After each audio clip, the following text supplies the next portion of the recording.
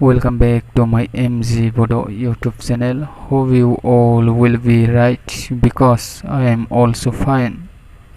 Today's topic is going to be very fine.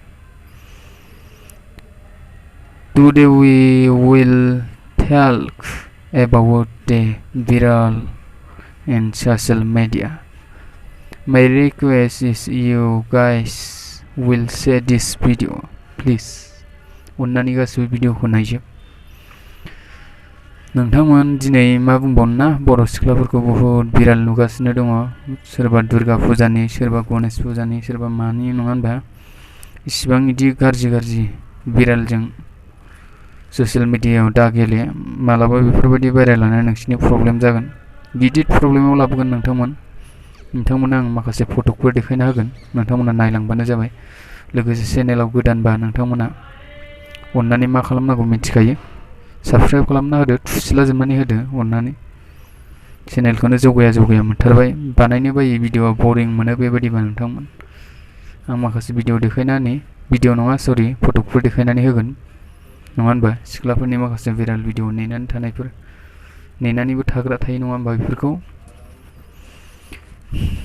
नायलांदो होनबा नोंथांमोना आं माखासे देखायनानै होनि। अके? नायलांबानो जाबाय नोंथांमोना। माबायदि बर' सिख्लाफ्रा बेलेग हारियाव नुला जों खालि गावजों गाव बर' सिख्ला दख'ना गाननानै लंपेन्ट गाननानै नङा होनबा इज्जत दोनला।